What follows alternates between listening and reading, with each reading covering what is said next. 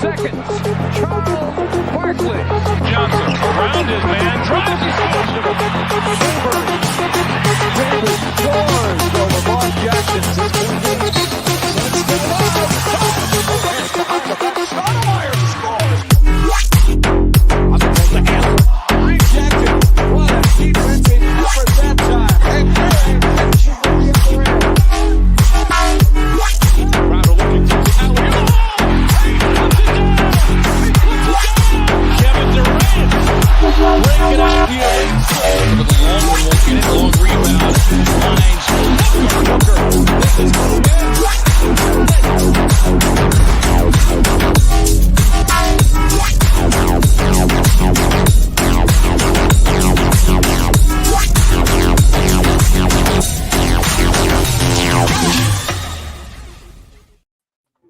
Well, good afternoon, good evening, and good afternoon, Planeteers, wherever you are in the world today. Sorry, we had a little bit of a hiccup where apparently I totally forgot. Twitter decided in their infinite glory to not allow you to stream anymore unless you have a premium account. So you are probably watching this on our premium. Now we know it was well worth paying for, that we could put our premium Suns Twitter account out there, but our own personal accounts, we apologize if you can't see us. And you also can't hear us right now because we're not streaming there.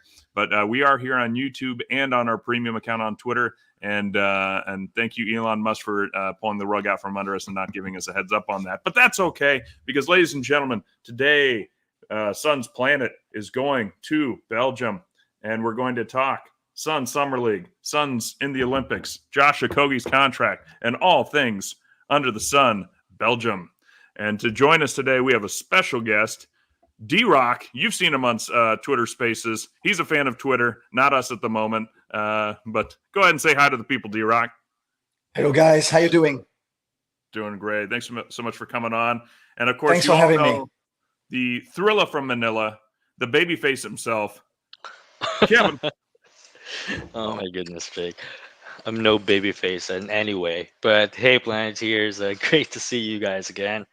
And it's been a couple of weeks since our last pod, and I can't wait to get started. Right, and the Thunder from Down Under, Hamill. Oh, you talking about me? Well, there's some guys naked behind you. That's what we were chatting. The Thunder from Down Under. We know you're a big butt guy, so Can you guys it makes sense. Instagram, all right? No, awesome. Great to be here. Absolute pleasure to have my man D-Rock on. As you were saying, Twitter Spaces is where me and D-Rock sort of found each other. He's been doing some killer work over there with Trevor Booth and so forth. Trevor Booth from Desert Wave Media. But yeah, no, very excited to be here, guys. And it's about time we finally got on with our man D-Rock. That's right. Well, and I apologize ahead of time, Planeteers, if I start to get loopy as I go through this episode. I am drinking Belgian beer today.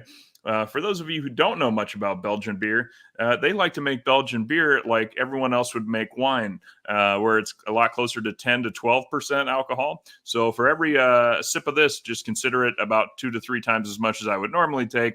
And the Belgians are like, yeah, that's how we like it. Yeah. Yeah, it's a meal. It's a meal for us. It's like for Belgian people, a beer like that is a meal. We also there is a special name when you go to Belgium and you drink some of them, like the Duvel. The Duvel, Duvel. They, in some part of Belgium, they say Duvel is like the cocaine for the poor people. The cocaine for the poor people. For poor people. And when you get I experienced myself that with my brother and some friends when I was younger. And trust me, when you get 2 or 3 of them in a row with no food, you are in trouble.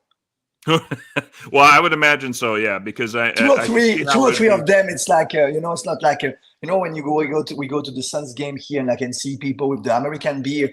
You can drink all night and you don't have real effect. You get right. 1 or 2 Duvel and the world around you, and the game will be different. Yep, I know that exact feeling as I'm sure a lot of the Americans do. A lot of microbreweries have been popping up in the United States over the last 10 years, and there's one specifically not far from me that I picked up one time, and I thought, oh, it's a local beer. I'm going to try it. And I remember watching a football game, and I thought, oh, I'm only going to have about 3 or 4.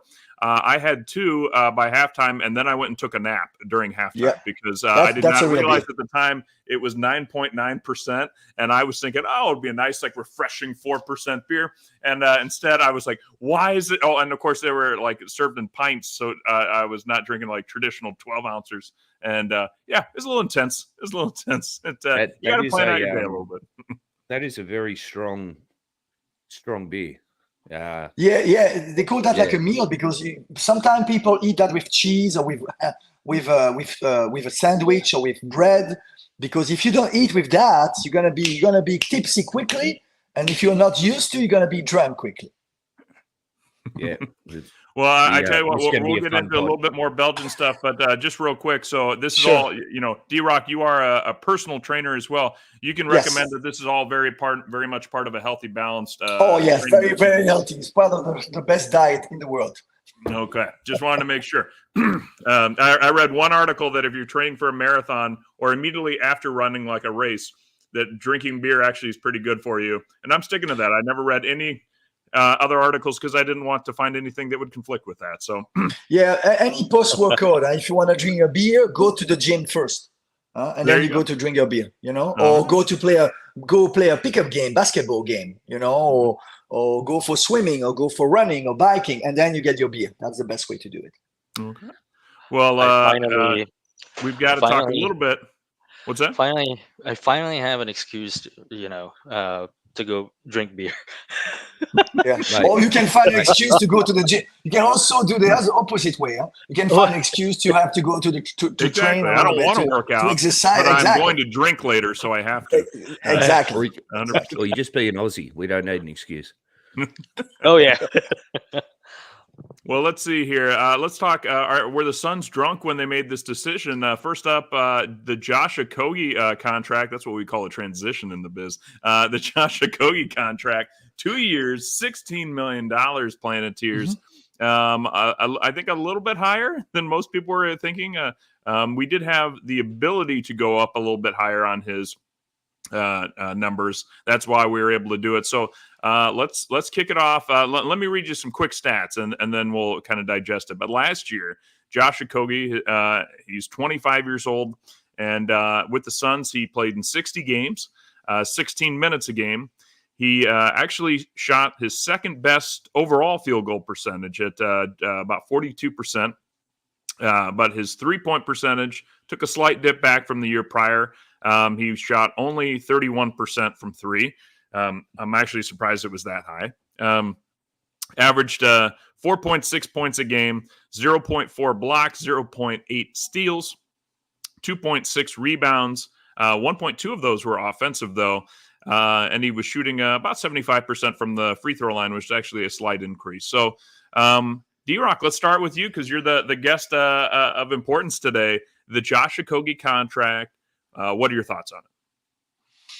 Multiple things. The first thing you have to understand that with the new rules under the new CBA, who's killing team, and they're killing the Suns right now. And a lot of people talk about the Suns and few other team, but they're gonna kill every NBA team. Every NBA team who want to compete is gonna be over the second apron. The next 5 seasons, you're gonna have not 4 or 5 teams over the second apron. You have maybe 12 or 13 teams. Then there is no other way if they don't change the CBA, and I think they're going to reverse that the next few years because it's going to kill the league. That's my thoughts. And let's focus on Okogie. Okogie, 3 things. Number I one, love how you say that name too. It sounds so much better than he's ever been called before. It's Okogie, whatever. It's a trade asset right now. When you are over the second apron and you only have access to veteran minimum contracts, means guy will make around 2.1, 2.3, or if they are veteran over 10 years of experience, maybe they go do 2.7, 2.8 million a year. You cannot give him a lot of money. Then how you can trade someone with a super low value in terms of money wise? Then now the guy is a tradable assets, not right now, but from in 6 months from now, means for the trade deadline. But the thing is that with Okogie, he's also a defensive-oriented player. We know he's not a two-way player. We know he cannot shoot the ball really well. He improved a little bit the last 2-3 years, but he's one of the best players in the league to navigate through the screen. He's one of the best let's say, POA defender in the league. He's maybe just a little bit short, 6'4", 6'3.5", 6'4". He's pretty athletic guy, but teams value defense. And in this modern NBA, or it's mostly offense, or you have way less defense because the rules protect the offensive player, the rules protect the guy. You can see right now with Devin Booker play really great defensively on the FIBA. FIBA and NBA, it's like two different sports to me. And Josh Okogie is part of this guy who has a value in the market. They had to give him the 8 million because Josh Okogie has a market.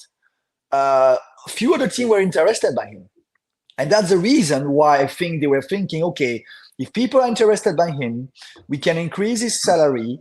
They give him a 1 year, 2 year, only one is guaranteed, means that the other team, if we trade him at the deadline, the other team can stay with him for another season later, or they can just get rid of him easily on the payroll. They don't have him on the payroll next June. Then I think it's a pretty interesting way to do it. I think Matt HBR right now is also hire Matt Tellem, was a former Brooklyn Nets cap specialist, expert about the cap and the multi-team trades. And yeah, I think Okogie can improve. Also, regarding his shooting percentage, yeah, he's not a three-point shooter for sure, but we need people who get rebounds, who hustle, who play defense. I think when you have a big three, and especially the Suns' big three, that's maybe too much offense-oriented. You need guys who make the dirty work, and I think Josh Okogie, for that price, can really help you with the dirty work. No, well, and I really like what you mentioned about point of attack defenders. You know, there's a big reason why a lot of Suns fans started to love to hate or hate to love Jose Alvarado when we played the New Orleans Pelicans a couple of years back, because he is fierce against other guards.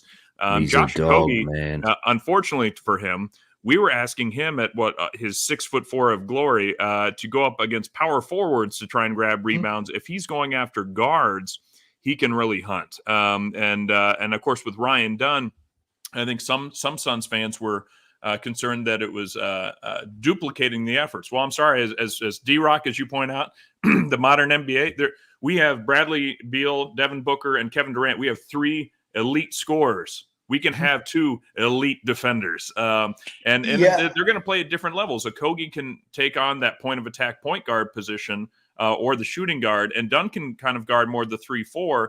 We could have a lot of defensive strength coming in from that second unit. Yeah, I also believe that Ryan Dunn, like you just mentioned, Ryan Dunn is more a guy who can defend 1 to 4. Okay, he can guard 1 to 4. He can even switch 1 to 5. We saw him on some block shot at the dunker spot. He blocked some shots of the interior guys in the summer league in the first 2-3 games. He's a 6'7" or 6'8", I think 6'7" or 6'7.5". He's a wing defender.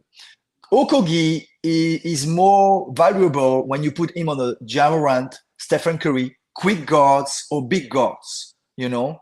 That's to me the difference. They are slightly different. And I think it's always better to have 2 guys like that than 1. We used to have Mikal Bridges. Bridges was more like Bridges to me was more like a bigger version, a taller version of Okogie than Ryan Dunn. To me, Ryan Dunn right now has some tools that Mikal Bridges didn't have, but was a better two-way player. So he has some defensive tools. The way he moves on the court, the way he goes through the screen, it's slightly different than Mikal Bridges. And I can compare with my fellow Belgian Toumani Camara, because I still really, really mad at the Suns to trade him, because I think if you had Camara right now and you draft Ryan Dunn, you keep Okogie, you start to really have some defensive stoppers next to your offensive stars. Camara, see, that's a huge thing. To me, Camara is a better, let's say this, when Camara played last season during the Summer League, he showed us he was a better two-way players than Ryan Dunn or Okogie. He shoot better than them. He's a better scorer near the basket. He's more comfortable with the ball to score the ball. The only reason we get rid of Ayton was a Camara. They didn't want to have Ayton. It was really hard for the Suns to trade DeAndre Ayton. It was so hard for them to trade him. They traded him 9 days or 7 days before the training camp, and they were shopping him for 5 months. Then when you do that, that means that they had to make sacrifice of Camara, because the Blazers were really high on Camara. And why they were really high on Camara? Not because position of the draft, but just because Camara was killing during the summer league. Mhm. That's the only reason. Yeah, if he was spot not on, man. if he was not playing during the summer league, he will still be a Sun today. You know? Okay. Well, let me get Mr. Kevin in here. Kevin, are you excited that Josh Okogie's coming back? Well, first of all, I agree word per word to D-Rock, and just to as well like put note of it again. That's a tradable contract, basically, because it's very friendly, $8 million, and then non-guaranteed the second year. So certainly you can, like, if it comes to that, then certainly Josh Okogie has a market, especially being that defensive guy. And what I like about this is that some of those work ethic and those defensive schemes that Josh Okogie has can certainly rub off on Ryan Dunn, being a young defender himself. So I would stick to my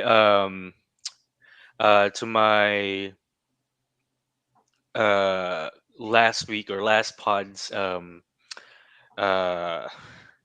desire, if you will, that I wanted at least one more shooter, but this is as good as you can get.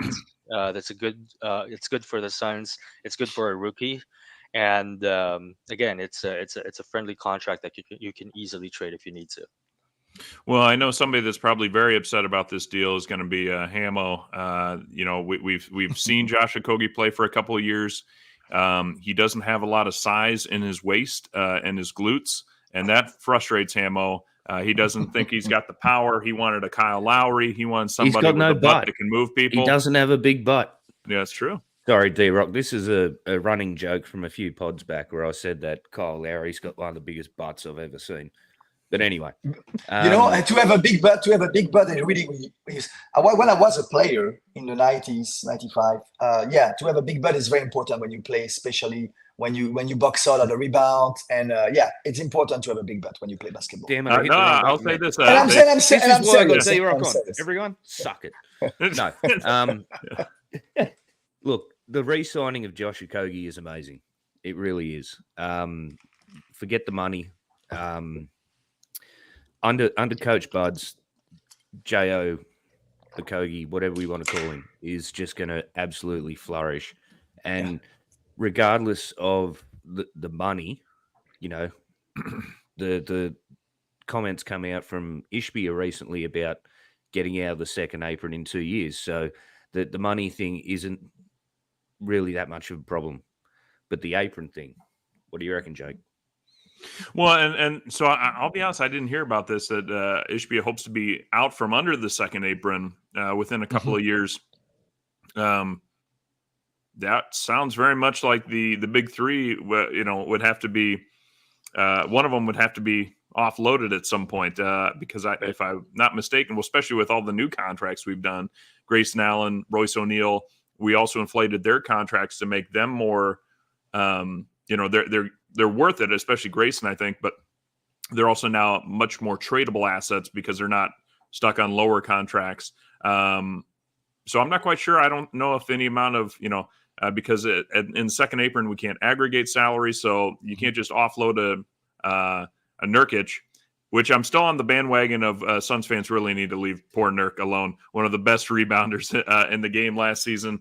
I understand that he had a frustrating first round playoff series. All the Suns did.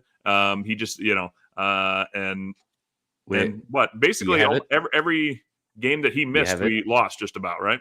So Do you have it, Jake? What's that? I want to hear it. Oh, yeah. Well, I could. Hold on, let me see. I want to hear it. It's been a bit. Okay, let's allow Hamo to dance. Here goes a flush, savage slam dunk, rebound with the sound of this welcome funk. Bosnian bees, We should see if Nurk wants to come on the show. I feel like we're the pro Nurk podcast of the Suns podcasters out there. But If I can say something, ask him to be on the podcast before February. That's just my advice. oh, geez, D-Rock, shots fired. Hang on. Ask him before he's no longer a Sun. That's D-Rock come on. is literally out of the four of us. D-Rock is literally the closest one to the team. So there you go. The thing is, before the draft, few days before the draft, they were already shopping him. Yeah. Not because they don't like him. I think they really like him as a person and as a player. But they saw, like we saw, the playoff, and the only problem with Nurkic, of course, we had a bad POA. When you have a bad POA, it's killing your center, and it's putting him more like the Achilles heel because he's already has his weakness, and you can see his weakness, like even a blind person can see his weakness. Okay, when you put him with bad POA. When you get the Ryan Dunn on a POA wing, and you expect that Brian Dunn's going to be at some point your starter at the wing, or let's say he's going to be the guy going to finish the game in the playoff settings for the next playoff, and we know the expectation. This is it. This is now. This season, I will not say there is two more year of the big three. There is one more year of the big three. The second one, it's possible, but it's not to me. I will not bet on that today. If they are not if they don't go to the Western Conference Finals next May, you don't see Bradley Beal, Booker, and Durant together next summer on the Sun jersey. That's my feeling. That's my gut feeling. that just Yeah, makes look, sense. we are on the makes Wild sense. West. You know, I'm on the Wild West here. Then that's why I'm shooting fire, right? No, hey, I'm with you. I like it. This I'm is actually hot. with you too. I'm the fighting through thing- the Belgian beer and I'm waking up, D-Rock. Yeah, I can see that San Bernardus has effect on you. That's good. No, the thing is regarding Nurkic, he was exposed even more with a bad POA. If you remember, Rudy Gobert, who's one of the best defending center of the NBA, was exposed more when he was with no POA with Utah. When Donovan Mitchell, Royce O'Neal, Joe Ingles, they were not great at the POA, and he was killing. They were killing him in Utah in playoff. Because you need defense in basketball start with the POA. Defense doesn't start with the rim protector. Then if you have a rim protector and no POA, it doesn't help. At the end of the day, you're going to lose. By the way, Dallas Maverick in the NBA Finals, they don't have a great POA. They lost. They had good size, and with a Lively and Gafford, they have a good rim protection. Let's say better than Nurkic and Eubanks. But the POA, come on, Kyrie too small. Luka can guard a cone, too big, too heavy. Can move his feet. And Derrick Jones Jr. was okay. He's not elite. Derrick Jones Jr. is not better than Ryan Dunn right now. Today, Ryan Dunn is a way better defender than Derrick Jones. He has some tool. He never played 1 minute in the league, but he has some tool the other guy don't have. You know, you cannot compare that. Then Nurkic, what I was saying about bringing as a guest before the trade deadline, because they were shopping him before the draft. They were shopping him the night of the draft. They were shopping him after the draft. When I say shopping him, they have no rush. They like him. They like him. They love him as a person. He's also part of the Clutch Sport team. His agent is the agent of LeBron James. We know that the Suns in the past has a really bad relationship with Clutch because Robert Sarver. And now with Matej Bia, they really try to, I don't say flirting, but they really try to get along together, right? I don't say they're going to the bride and the groom, but, you know, and the fact is, who's a Clutch Sport? Who has a Clutch Sport as an agent for the Suns? Give me the names. Come on, Josh Kev, Okogie, Josh Okogie and Nurkic are both under Clutch. Okay, what do you think they re-signed Okogie at $8 million? Okay, but the fact about Nurkic, he got exposed. The only way the Suns can go with Nurkic as a center for the next playoff, they have to have the amazing POA to help him, or he will not stay on the floor. And by the way, everyone was talking about Nurkic is best matchup will be the Denver Nuggets and the Minnesota Timberwolves. Will be the only two teams, or even he cannot move his feet naturally quick and really get out of the perimeter because Jokic and Gobert are slow. It doesn't matter. We can go through that. And guess what? We get swept by the Minnesota Timberwolves. And that's why Nurkic, to me, is not on the trade block like we speak, like they want to trade him right now. No. But if they want to go on a deep playoff run, 27 minutes of Nurkic in the West, you will never go on the NBA Finals with Nurkic as your center. That's my thoughts. That might be the most coherent take I've heard So regarding man. why we had such a meltdown in the first round. Yes. Because you're right. No Rudy POA. Gobert is No also POA. slow. Nurk is Yeah. slow. But Yeah. the rest of the Timberwolves know how to guard on the perimeter. The Suns, that's not their strength. Bradley Beal and Booker and Durant are not awful. They're not Luka, but they're not at that level that you need to be able to slow somebody down. So as soon as somebody drives, now Nurk has to start moving his feet, and he's going to be slower on that. The reactions are going to be slower. The defense starts to break down. I like that, but we do have to move on because we can't only talk about a Josh Okogie contract. So let's get into the Olympics, boys, and let's start with this gentleman.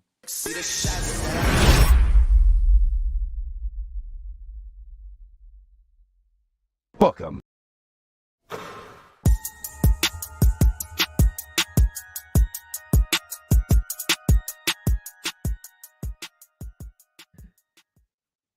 Devin Armani Man, Booker is. I forgot about that drop.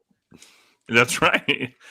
He's. Awesome. We've had a few. I forget the exact terminology, but exhibition games, I believe, to warm up for the Olympics. And we've taken on Canada, Australia, who are two teams that actually my betting app says considered that they might win. Team USA still certainly favored the most to take home the gold. We also played Serbia, we'll get and we ran away from the Serbs as well. Booker was able to start in one of those games. In the game against Canada, he was starting 4 of 6, a couple rebounds, couple of assists, and looked good there. Additionally, let me pull it up. There we go. He came off the bench in the Australia game, but had still similar numbers: 4 of 7, 3 rebounds, couple of assists, and then in the Serbian game, which I thought was going to be a little closer, but no, the Suns took care of business there. Devin Booker played 16 minutes and only 3 points there, but I feel like the talk so far has been that Devin Booker has been a very quality, very high level player for the Team USA. Hamo, what do you think? Let's start with you.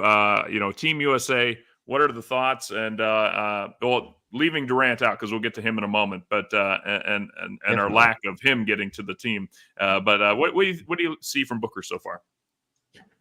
Look, obviously, when it comes to social media and stuff, your algorithms are what you look for and so forth. So it's obviously on my feed bringing up Devin Booker, not other people.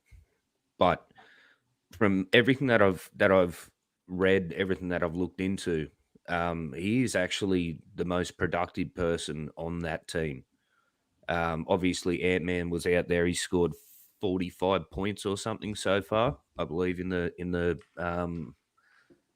combined. Booker's sitting about 4th or 5th in terms of that. But no, his production level, his shooting, there's people out there, and I'm probably paraphrasing D-Rock because I'm trying to think of who put it on social media, but it probably was D. About how he's just like he's putting the NBA on notice. He's just balling out, and it's fucking awesome. Booker or Ant really is balling out. Booker. Okay. Old mate. And both are good. Both are good. And both to me are the two best players of the team right now so far. Yeah, I mean, I've even seen discussions, getting floated around by the media. Should Joel Embiid be coming off the bench and instead Anthony Davis be starting? But Joel Embiid, if I can say one word, Joel Embiid, his knees are cooked already at 30 years old, 29 years old. He has a really bad knees. He has injuries Is every that good season. that his own country didn't want him? Yeah. You know, Cameroon doesn't have a team in Cameroon, even with Embiid, I'm not sure they will never make the Olympics because Olympics is few teams by continent, right? And I believe Cameroon will be the other better team in Africa, even with just Embiid. Maybe, I'm not sure. And Embiid doesn't have a really good, let's say, a medical record like Kawhi Leonard. The problem is Kawhi Leonard is 4 or 5 years older, and he already had the sign of the same kind of problem with his knees. He's also 270, 280 pounds. And when you're 280 pounds, you have a bad knee, you better be lean. You better lose weight. That's not the fan who's speaking right now. That's the trainer. No, that's okay? it. That's it. And during my career, I trained some players and some at different level, and I was myself a player and a coach. And I can tell you, leaner you are, less you carry weight, longer you have a career with less injuries or less risk of injuries. Look, Devin Booker, by the way, look really ripped right now. He lost few pounds. And the few pounds he lost between the playoff and right now, you can see him, he move laterally quicker. Nobody is beating me on the dribble right now. Booker play really good defense. The only other thing that I want to... he was playing that elite defense 2 years ago. Yes. People thought, whoa, Devin Booker has finally completed his Super Saiyan transformation of two-way player, elite on both ends. And then he kind of I felt like a step back. I don't know if he's like, hey, Kevin Durant, Bradley Beal. Two step back. Oh, that's a good point, yeah. But Kevin, what are your thoughts on the Olympics so far? Yeah. Where are the Philippines? Well, they're sitting ducks right now. They're in the same place it's always been, mate. It's an island just off the coast. We're in the Philippines. Come on. You know what, Hamo? I'll just send you a message later. But anyway, Australia is also an island of the coast, by the way. Man, I love what I'm seeing with Book. And to your point earlier, D-Rock, I think the FIBA rules have helped him allow to play that kind of defense because in the NBA, you can't touch nobody anymore. But that defense is really tenacious and I really love seeing him like defend his ass off. No one's beating him off the dribble. He fights over screens, and he's just the perfect, like someone said on in Twitter, that he's just the perfect role player for this squad. And not surprising that Grant Hill and Steve Kerr wants him back. And I think that something that certainly helps him is that he's playing 18 to 25 minutes right now, or 18 to 23, and instead of his usual 35 minutes. And D-Rock, I'm sure, I mean, when you know your workout is going to be just a quick one, you can go a little bit harder because you know you're going to be out of there a little faster. I just want to add something to what Kevin said. NBA and FIBA, there is one thing, especially in this NBA, okay? Booker will be a better defender in the NBA 20 years ago because it was different rules. But now with the rules we have in America, and you can see all the best POA defender have something Book don't have. It's not about just the lateral quickness. It's about the length. They have a long wingspan.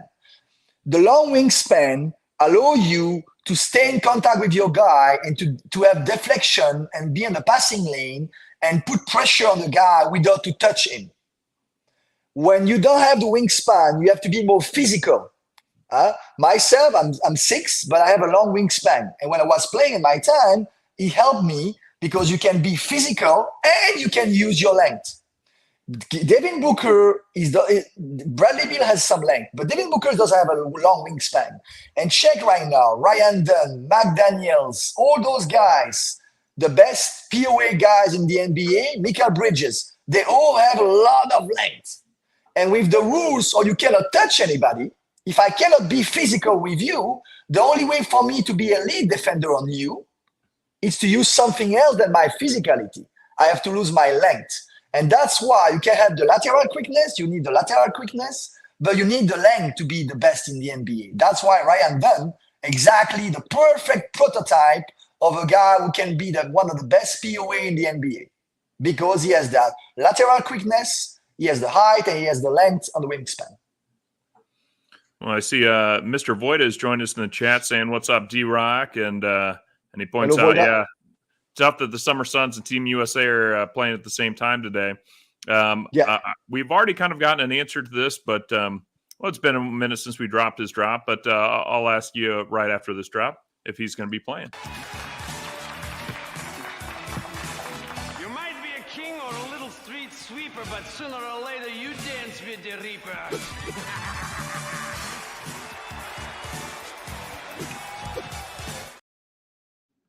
Now, I can't be the only one that as soon as I heard the Kawhi Leonard news that he was not going to be able to stick with Team USA and that Kevin Durant was nursing something, missed a game. The latest reports are that he will be playing with Team USA now. But any quick takes before we take Mr. D-Rock into the boom room? About Kevin Durant? Are you happy that he's going to be playing, or are you kind of want him to maybe sit it out? There was some worry about me in me, but it's KD. He loves to hoop, and he's an international legend for Team USA. So I would want him to play, and I think you're right. I think Shams or someone reported yesterday that he returned to practice and should play one of these next two exhibition games. So I want him to play. I want to see how he mesh with the other superstars that that the Team USA have. So I'm looking forward to it. Okay. Anyone else with a quick take? Quick take around Love Kevin Durant, man. No, Go D, ahead. please go for it, brother. No. I just love Kevin Durant, man. Always have. Everything this dude does is gold. I would just say one thing. When you know injuries, when you know sport rehab, when you know the age of Kevin Durant, 36 years old, he had the Achilles already. We know that calves, Achilles, and ankle, they're all linked together. It's like the cheeseburger with the bun and the fries in America. You cannot eat; they are all together. It's a combo. Then they have to be extremely careful because Matish Bia spent 400 million in this team. The main piece of this team, to me, even if Devin Booker is a franchise player, the main key to success to me is still Kevin Durant. He's still the best player on this team. I like to call them 1A, 1B, but it's still, to me, the main offensive option for the Suns. You don't want to have him in injuries right now during the summertime, even a small one. Then I would be extremely cautious if I will be USA Basketball. But at the end of the day, if they really want to win the gold in Paris in 3 weeks or 4 weeks, they will need Kevin Durant. Because what I watched them against an international team, of course, they don't have the same chemistry because they were just assembled like a puzzle for 2 weeks of practice and friendly game. But Kevin Durant still may be the best player ever for the USA team in the history of the Olympics. He's maybe the best. Because check how many times he was the best scorer, the best player. In Japan, I watched the finals after the NBA finals.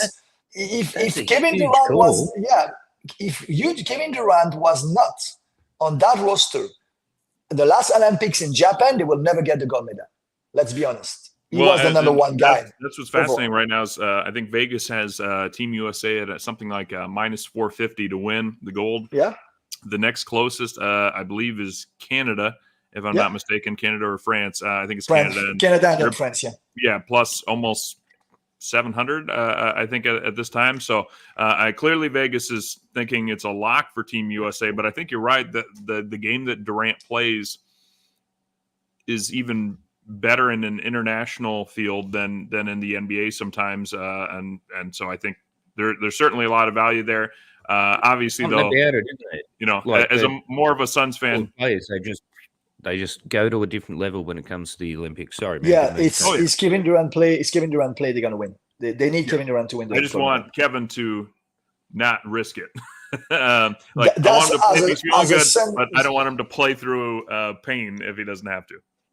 Yeah, that's my only concern is about his injuries history. He's maybe not Joel Embiid or Kawhi Leonard, but he's also have a really long injury past, a long history on the past. And you cannot mess with that when you're 36 years old.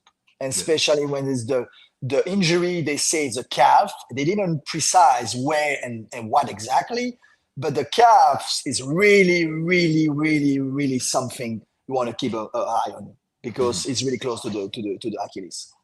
Mhm. Well, gentlemen, let's let Mr. D-Rock into the club. Oh yeah. What's the name of that nightclub of yours again? You talking about the Boom Boom Room? Yeah, the Boom Boom Room. That's it. Funky. Yeah. Funky. Yeah. Funky. Yeah. Funky. Yeah.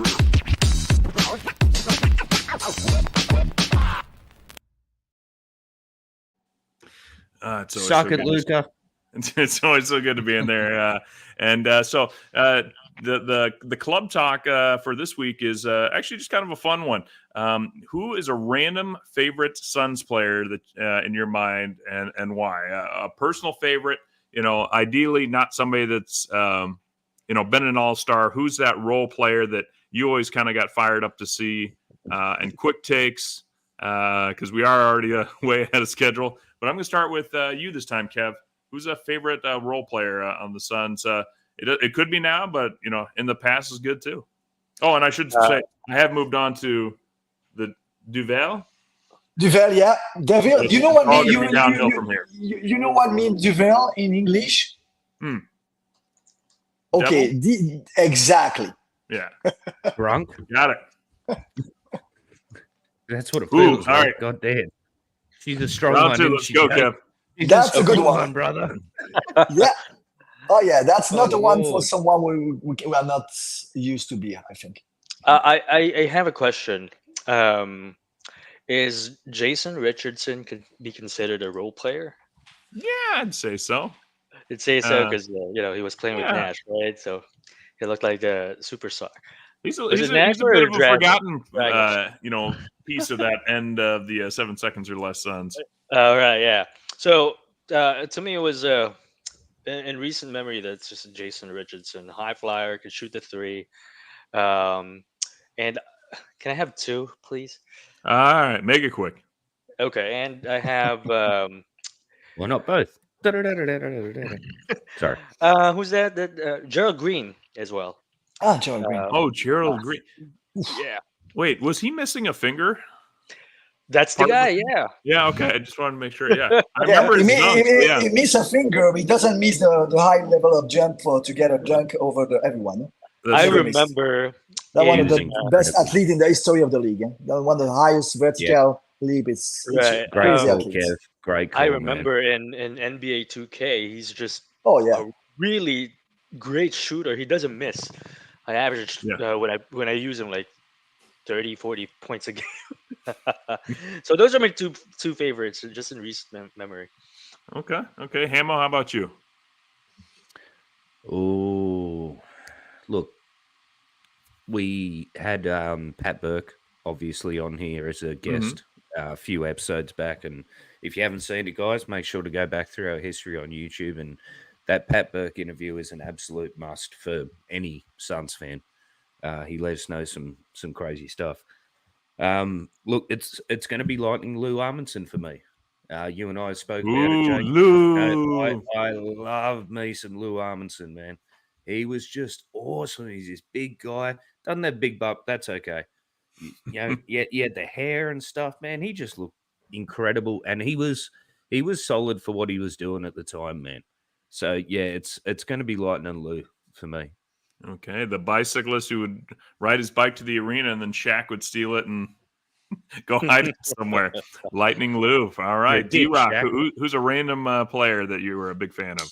you gave all of you guys gave a name more recently, but to me the Phoenix Suns started in 1993 with the Charles Barkley era and with the Kevin Johnson, Dan Lee Thunderdome against the Chicago Bulls. That was my time. I was around 16 years old, and to me this is Richard Dumas. To me, represent really the X factor, the guy who can make the difference with the Nice. defense, with athleticism.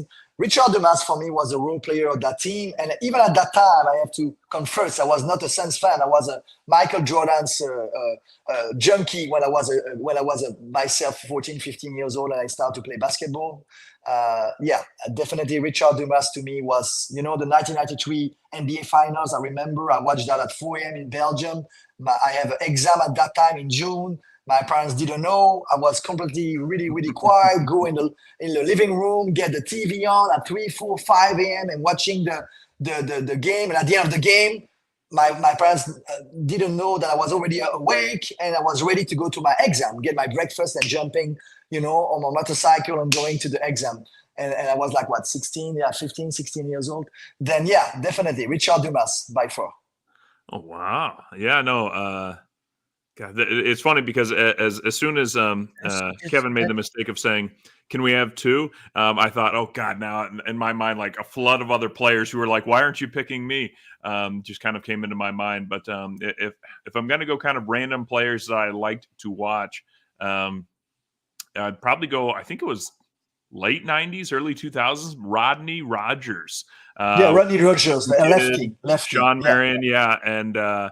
Let's see. Penny Hardaway had just joined the team. We were trying to get Backcourt 2000 up and running, but Penny had his injury you forget about issues. and Luke Longley what was interesting about that Suns run for about 2 years, 2 seasons, Tony Delk and Rodney Rogers coming off the bench were just amazing bench players to have. And so Rodney Rogers, though, I remember he was like 6'6". And it was kind of that era too, where Shaquille O'Neal was just unstoppable, and the Suns would run out people like Chris Dudley and just really anyone they possibly could. But I do remember seeing like 6'6" Rodney Rogers because he outweighed, a lot more guys his size. They would like go try and take on Shaq. But Rodney could do a lot. He was a good shooter, a big guy. He could play in the post. Rodney Rogers, a fun player, and Rogers and Delk, who'd they get traded for? I hope it wasn't that guy Joe Johnson, who was such a burnout for the Suns. I don't remember though. That's why it's crazy, guys, that we sit here all together this Saturday. And thank you again for having me. And the Phoenix Suns are, to me, by far the only team in the NBA who never won a championship. But check the number of great players, elite role players, stars, and superstars since 1968 at the beginning of the Suns. Till today, 3 NBA finals, unfortunately 3 losses, but 76, I think, late 93 and 2021. 76, I remember because I was born in that year. Then it's crazy. I mean, it's crazy. It's crazy. It's the only team. That's why this team and this fan base deserve more than any other fan base in any sport, any major sport in America, and even all around the world. They deserve really to win one. I like that. No, I 100% agree with it too. I mean, not just because I'm a Suns fan, but yeah, just based on the record, I think across multiple major sports of greatest winning percentage without winning at all, the Phoenix Suns.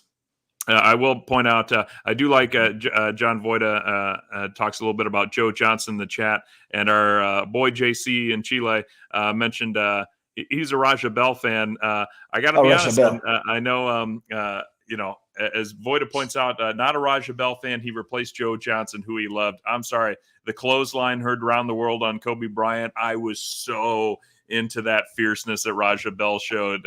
He was my guy for a while. But we got to keep the train on the track. So we'll go talk a little bit about the Sun Summer League. And let's start with our first overall pick.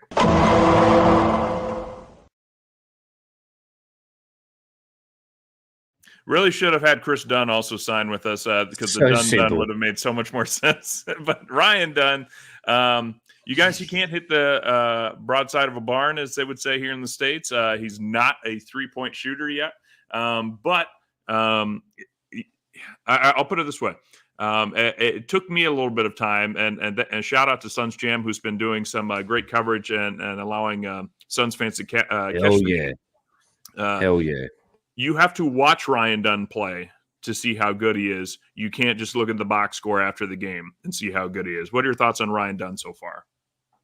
D-Rock, let's start with you. You've talked a little bit about his defense, obviously. Yeah. I want to talk about also his offense, because he can slash, he can cut, he can drive. His ball handling is, to me, not great so far. I think can improve his ball handling if you compare with other players. But for example, talking about his shooting ability, because we compare shooter people. Suns fan has a little bit of a obsession, and let's say maybe a trauma about Okogie the last few seasons, or of a few other players. They need to have to make the shots. When you have a 2 or 3 superstar, you just need to make the open shots. The thing with Ryan Dunn, the difference with Ryan Dunn and most of those guys, Ryan Dunn, his form is good. He's harsh, he's hawk, his release point is higher than Okogie. He's not so flat, because many players, you can see a great shooters, they never shoot flat. They have a high release point. Then everything looks good. His mechanic looks pretty good. And I watched him on some tape on the practice, a few clips of him practicing with the Suns after the draft. And he was making the threes. It was completely natural motion. In game, it's different. In game, you have the pressure. Also, he never took many shots in game during all his career in Virginia.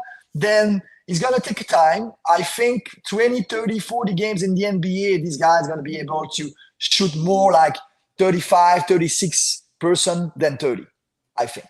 If he shoot 36% or 37 and is one of the best defender in the league, he's a starter. He's a starter. He's a wing starter. Don't tell me about Royce O'Neal and Grayson Allen. They're both 6'4". By the way, Royce O'Neal is 6'4". He's not 6'6". He's 6'4 and a half. He's not 6'6". He's maybe physically good, but he's too short to me to be the wing in the NBA, in this modern NBA. Don't ruin my NBA 2K team. He also has no. We talk about wingspan. You need wingspan to be a great defender right now. Grayson Allen, Devin Booker, and Royce O'Neal don't have the long wingspan. Then, and to me, you need to have few guys with long wingspan in your starting five.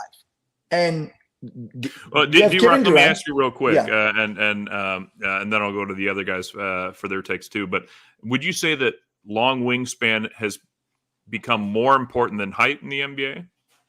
Long wingspan, especially for the POA, is more important than the height. Yes. Okay. It's because the rules, the way they play, the way the ref make calls. That's why Devin Booker is so awesome right now in FIBA. Because they allow more physicality when you still fast on your lateral quickness. Nobody's taking off the dribble Booker because he can play more with his chest, with his shoulders, with his arms. You cannot do that. You can't touch anybody. To me, the new NBA is a lot of frustration as a former player, because to me, I look when I watch there, because I'm a season ticket holder, that I'm almost there most of the game. I'm behind the bench of the Suns, and I can tell you it's very frustrated for me. Because I can see, wow, it was a good defense. Oh, no, there is a foul. You cannot defend in the NBA right now outside of the wingspan. If you only try to use your lateral quickness, you also need to use the wingspan at some point, because, of course, you have to be fast, but you need the wingspan to be able to, and by the way, check all the best defenders. Bridges, OG Anunoby, McDaniels, they all have wingspan. Yeah. They're all 6'6", 6'7", and wingspan. Of course, they're not 6'1", 6'2", but they're also, you don't need to have a 6'9", 6'10" guy. But we have KD. KD is a long wingspan, Ball is a long wingspan. But Ryan Dunn, to me, is going to be a starter for the Suns when it matters. Mean closing games and playoff settings. Well, quick takes, gentlemen. He's shooting 7% from three. and I think less than 35%, but he's got about 1.5 steals, 1.4 blocks, and like I said, if you watch him, you see the effort, you see the energy, you see he's able to stay in front of these guys. Quick takes from you, Hamo, on Ryan Dunn so far. Dude, I'm loving what I'm seeing. He's young, a lot of upside potential. I'm pretty excited. Not over the top excited, not like that, but no, it's good. I like it. All right, Kev. To me, it's everything that D-Rock said. I think it's just the shooting that needs improvement. Really, the effort is there, and again, the wingspan and the willingness to defend is there.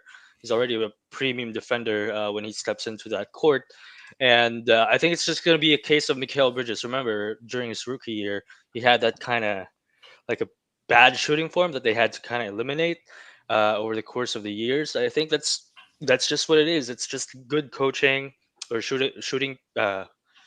A good shooting coach, basically, because he already had good mechanics. It's just about Yeah, making them. better than So, Michael yeah, Bridges. Better. yep.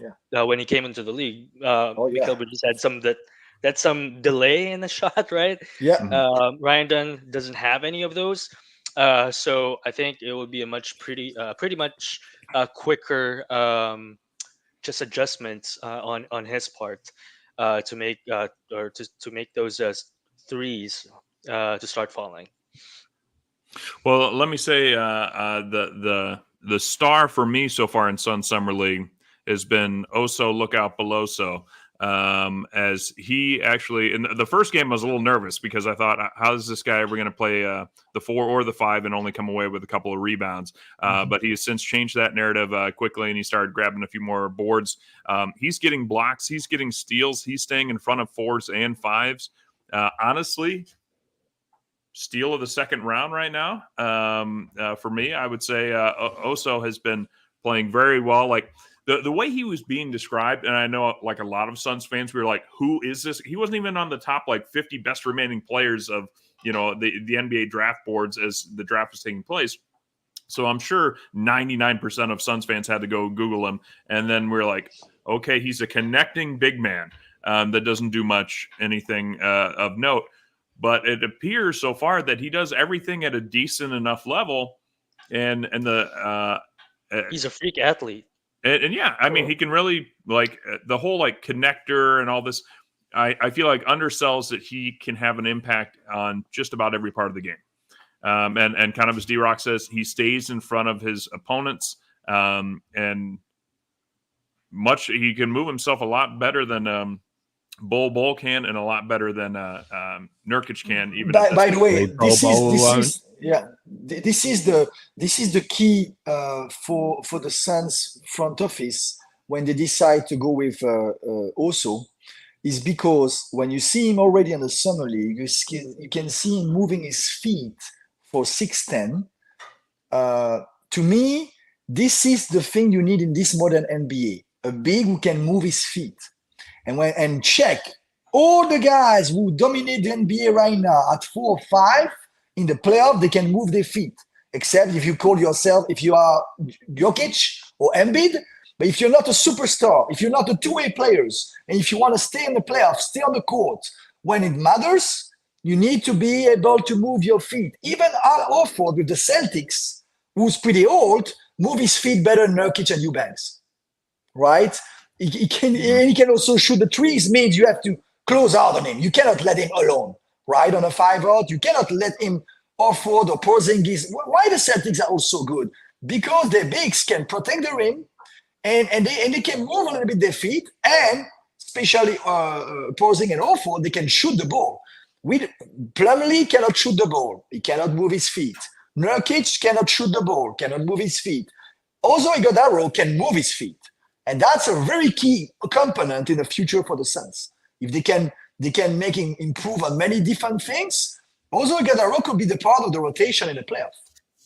Yes, because he can move. He can move his feet. You don't win if you don't move your feet in the NBA. You don't win. You don't win. Yeah. This is the modern NBA. Nurkic was a player for 2005, not for 2024. Let's see. Any other quick takes from Sun Summer League? I mean, nobody else has really impressed me. I know some Suns fans were excited about Jalen Bridges coming in, but I think just quickly, I would like to. I know we're running short for time here, but we have some of the best sayable names in the league. Boobui. Oh, so Iguodala. Yeah, that's a movie. Yeah. We have the coolest fucking names going around right now, dude. And I don't know. Yeah, I agree. You scroll through it on. It's like, the fuck. Oh man. Yeah, I those love those it. names I is love like remind me of Belgium comics. You know, when comics Belgium is very popular for beer, for waffles, for chocolate.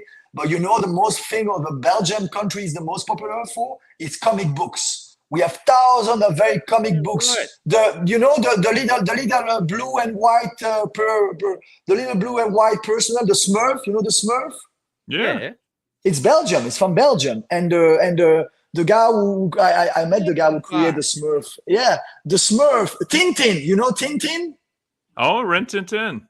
Tintin is Oh, also from Tintin. Oh, Belgium. yeah. Yeah, it's also Belgium. We have thousands of comic books. People talk about our country always about food, but we are the best in comic books outside Well, of Marvel let's and get into DC. that, and let's start with this. Maybe. No.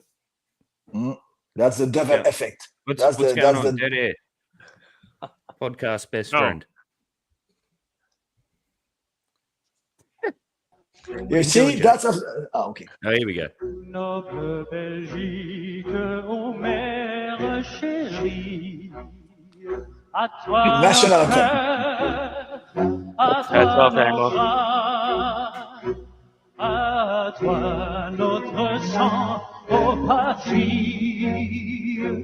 Tout le jurons tous, tu vivras, toujours grand et belle. Good, the national All anthem. right, so That I is can't keep going nice. because it's going to make me sleepy after this. By the way, shout out to all my Belgian friends all around the world, and some of them I'm sure they're gonna watch right now because tomorrow is the Belgian National Day. It's our Independence Day, the 21st of July. Hey, Wow. Look my at wife's that. my wife's gonna make it. exactly, and my wife's gonna make some Belgian waffles. There you go. So okay, let's start there. Let's start with the food because Yeah, you know, as random I always fact. like to joke, is that Suns Planet is a little bit we're diehard Suns fans, but then we're kind of like Anthony Bourdain. We want to learn about culture, food, what's going on in these countries, and the Belgian waffle, a staple of American breakfast, is not considered much of a breakfast in Belgium, is what I'm told. Is that right? No, it's more like a snack, more like a dessert. It's not a breakfast. Yeah. No. See that, Americans? No wonder we ruin everything. We get so fat. No, Belgian breakfast is a mix between American and French. Huh? In Belgium, we can eat eggs, we can eat pastries, croissant, jam, bread. I sent you a picture earlier of a cramique. The cramique is like a bread with a raisin. We have a different thing, you know. We have also some kind of bread, more like soft bread, more like how you call that here? What's the name? Like a sandwich, like a soft sandwich. We put Nutella on it and jam and cheese and ham. And it's more like an international. Yeah, like a more exactly. Yeah, but that definitely the waffle is not like a breakfast thing. It's more like a brunch or snack or dessert. Yeah. Okay. And we have two kind of waffles. We have two kind of waffles. We have the one who are the typical, let's say, Belgian waffles that you find in Australia, in England, in all around the world. The typical waffle, you can put the topping on the top, and you can put something on the top, and sugar, maple syrup, whatever, Nutella, peanut butter, whatever. And then you have that they call that the Brussels waffles. Nutella. The waffles, and Brussels waffles. And then we have the second type of waffles. You can find in America, you can find in some place in America, maybe you can find in Des Moines, but they call that the Liège waffle, Liege, and that's the name of a town in my country. And that waffle is my favorite one. And what's the difference with the regular Belgian waffles? Instead of to have something on the topping, you can put on the topping in the waffle. The topping is inside because you have a sugar pearl inside the waffle when you make the waffle. It's full of sugar pearl, sometimes big sugar pearl inside the waffle. So sweet, so sugared, so good, so bad for the I'm diet. getting diabetes just thinking about it. Yes, diabetes tip 2 right away. Boom. That's we have two kind of Belgian waffles. Let's go. Well, you know, the waffle that I've been having most recently, I don't think it's actually Belgian. No, I guess it's Dutch. The Stroop waffle. Stroopwafel is from Netherlands. Stroopwafel is not Belgian. In fairness, and full disclosure, the amount of times I've gotten confused about Belgium and the Netherlands. Okay, and let me tell you why. Belgium is a smoothie. Belgium is 3 countries in one. We have the south, who's close to the French border, who's French speaking. Je parle français. My mother language is French. Okay, and I was born and raised in the south of the country, south of Brussels, the capital. Then you have the north of the country, they speak Flemish. Flemish is a kind of dialect like Dutch. I spreek Nederlands, jongens. I speak also Dutch. Dutch is the language of the Netherlands. That's the north of the country. And then we have the east of our country, only 200,000 people who speak German. Because after the World War II, and during the history of Belgium, we are a really young country, younger than America. America is a country was started in 1776, and Belgium is in 1830. We were independent in 1830. We've been owned by the French, by the Dutch, by the German, by the British, by the Russian, But the Spanish had the Netherlands at one point. Is that right? Yes, but not the French, not the Belgium. Yeah. Then Belgium is 3 countries in one. We have 3 national language, and most of us speak 2 or 3 languages in Belgium, because we have 3 national language in the constitution. Okay. Oh, wow. In our constitution, we have French, Flemish, who's Dutch, and German. Okay, for only 200,000 people or 11.2 million, because the Belgium is only 11.2 million, and Belgium is only half size of Arizona. Okay, to give you a perspective, half size of Arizona is Belgium. It's pretty small, but so we have over all 2,000 languages in school. I mean, is it? So I assume it's mandated in the school system. Yes.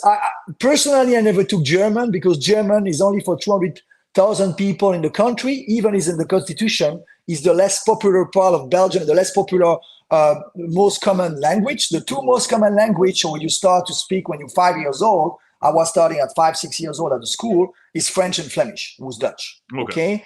Then and don't forget, we have 2 kind of waffles, but we have over 2,000 breweries, 2,000 beer brands in a small country like half size of Arizona, San Bernardus, Duvel, Stella, Jupiler, Triple Carmelite is my favorite.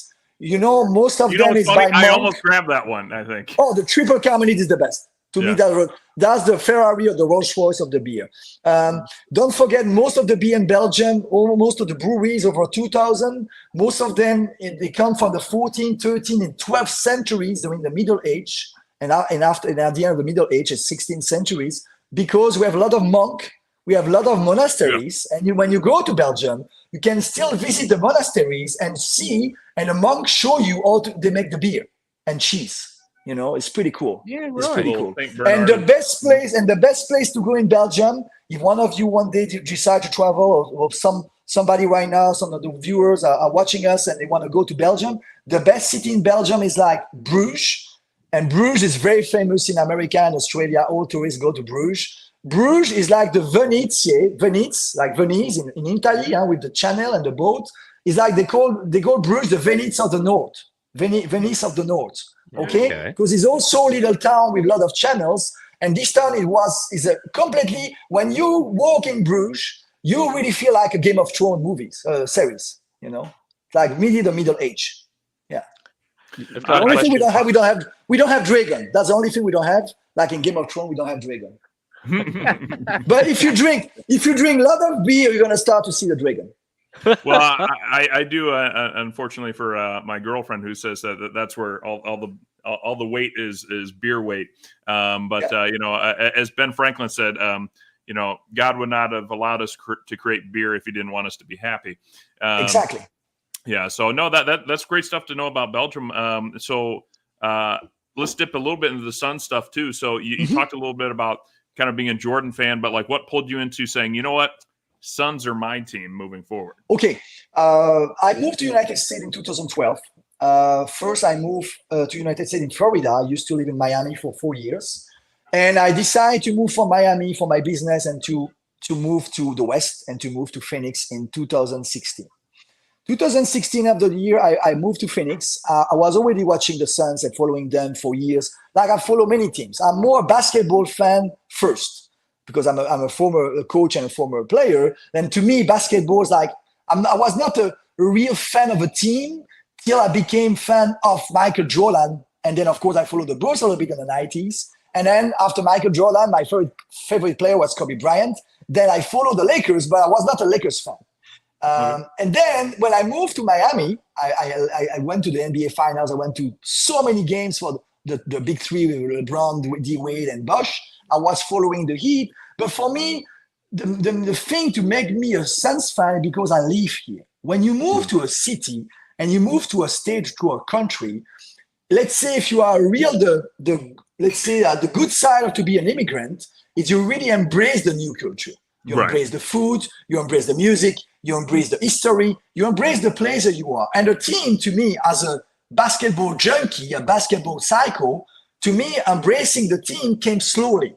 I started to go to one or two, I started to go to one or two games in 2017. I went to another game in 2018. And I really started to follow the Suns in the 2018, 2019, and then the bubble. The bubble was really the thing why I fell in love with the Suns, the bubble. Yeah. And then I decided to be a season ticket holder with my wife, and we took the seats between the basket and the Suns bench. We are row 6, really great seats. Row 6, a lower level next to the bench. You know the super fan behind the bench. You have all the super fan of the Suns. Yeah. One of them, we cannot talk to him anymore because he had a really bad thing happen in the news. Okay, we were gonna avoid him, but all the other people are good people, and we are just next to them. We are next to them between the Suns bench and the basket. The best place to go for a game. And that makes then so much more sense because every now and then when I'm watching a game, I feel like I've heard somebody say Okogie, and I'm like, you know what? Yes, I've never heard his name said that way. You're cutting through on the audio. Exactly. It's D-Rock between the bench and the basket, row 6. Row 6 is really nice. We are really, really thankful. And then we became a season ticket holder in 2021, 2022, just after the NBA Finals. I was there in the NBA Finals, but I was paying my tickets all the time. And I decided to be a season ticket holder just before a playoff run, because you have to be a season ticket holder in April. And we start the playoff, and then we went to the finals. Unfortunately, we had this loss against the Bucks. Yeah. And then right now, we're still season ticket holder right now we're going to go for the season number 4. Wow. Okay. Well, congratulations on that. And so I mean, is there a I like your explanation too, as an immigrant embracing the culture. So I guess, is there any concern that you might leave the Suns? It's just such and move in the future and take on a different team, or do you think your Suns locked in for life? No, I think definitely the Suns. But the thing is, if we move out of Phoenix, I don't think we're going to go to another US city. We may one day go back to Europe. Then definitely I will going to keep the Suns because it will be the last city or will be in America. Then to me, I still, I'm very a loyal person. Then when you are very loyal and very passionate like I am, except like you said, let's say I will move my life to New York or to Milwaukee or to, I don't know, which other cities, maybe then it will be hard for me to say I'm going to stay Suns fan or I'm going to go to another, because to me, you have to live to it's about emotion, it's about passion.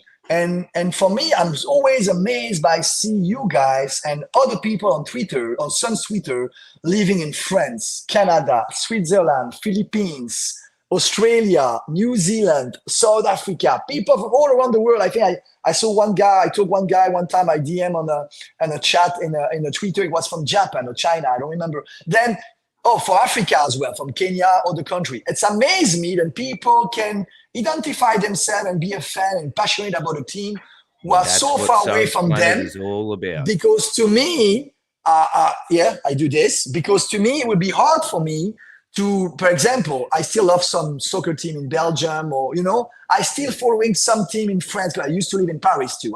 Before I was in Miami, I was in Paris for almost 2 years. Then it's hard for me to stay really connected to something if I'm not there physically.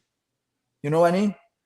Time zone. You have a little bit of a wanderlust in you, don't you, D-Rock? Yes, yes. A sense of adventure, like let's go to the next location and hang out. Yeah, but it was Belgian people are very specific in Europe. We grew up in a country was not a country, was a mix of different countries. We call our country a bastard, because we was made from the people we would never know the father, because not the people, but the country, because it was owned by the British, owned by the Russian, owned by the German, owned by the French, by Napoleon. My hometown in Belgium, if you know, maybe the name is Waterloo, like the son of the ABBA group, Waterloo, the Battle of Waterloo, when the Duke Where Wellington Napoleon and met his end, Blucher. Exactly, Right that down was the my road town. there. I was born and Yeah, raised in right. Waterloo, and I was born and raised. I was born in Brussels. My parents moved to Waterloo in 1978 when I was 2, and I stayed there for till 2001. I stayed in Waterloo, was my hometown. Then I moved around Brussels. Then I moved to Paris, Miami, and Phoenix. Well, if Then you're yes, interested, D-Rock, there is a literally. Waterloo in Iowa. I was going to say, yes, it's just there is a nearby, Waterloo. isn't it? 100,000. Yeah. I was gonna say. Oh, there is a exists. Waterloo. There is a Waterloo. There is a Waterloo in Australia. Amo. Yeah, there is a Waterloo in Australia. Is it Waterloo in Australia? Yeah, you have Waterloo in England. You have Waterloo, and you have a multiple Waterloo in the United States. Fucking hell, I'm going to have a Yeah, look now. yeah. Then Well, is there Battle Waterloo in the Waterloo. Philippines, Kev? No, just rivers. I don't. Just, That's a classic dad joke right there. I like that. I like that. Well, D-Rock, so I want to talk a little bit more about Belgium to kind of get more Yes. of a flavor for it. Sorry. And, Sorry. You go ahead. There is a Waterloo in the Philippines.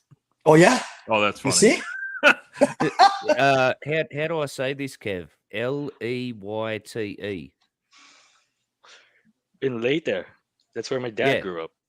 There's a Waterloo there. So your dad defeated Napoleon is what we're getting at. Or the beer is really starting to have its How many effect. But, places did Napoleon? He's done Australia. I have a question for you, man. Iowa. You have 2 beers, but no food around you. Just the 2, the Duvel. I haven't and the even had Silver breakfast yet. So, no, like Okay. it's funny because it's getting cloudier. Okay, you're gonna really feel the Belgian effect, the Waterloo trust me, effect when like, you're I've already, when you're like, gonna I'm- get up. I've got a fridge about 2 feet from me because I'm staying in my folks' house right now. I'm back actually for the baptism of my nephew. But Okay, I was like, congrats you know to what's you. so great right now? Some cheese. Because you told me about Belgians being like, oh, a little Yeah, cheese, a little yeah. heavy We beer. have a really good And, I cheese was like, too. oh. Yeah, cheese is mostly French, but in Belgium there are a lot of good cheese as well. Tell So you what, if- you need to go Okay. back and look at our episode with Isham from France. That was a really Okay, cool episode. man. Okay. Hmm. Yeah, I watched some of your episode, but I just watched the recent episode, not 1 year ago, 2 years ago. Well, so Yeah. what we've tried to do and to separate us from Other Sons podcasts is bringing in international fans Yeah, it's pretty and cool. kind of breaking down those barriers to explain certain things. So Hell yeah. you mentioned, for example, you lived a couple of years in France. Be honest, D-Rock, I'm putting you on the spot. Americans or the French? Who are the better, more welcoming people? My wife is French. Oh, But shit. I will be on. But I will be. I will be. Up there, Really. No, I will be really honest with you.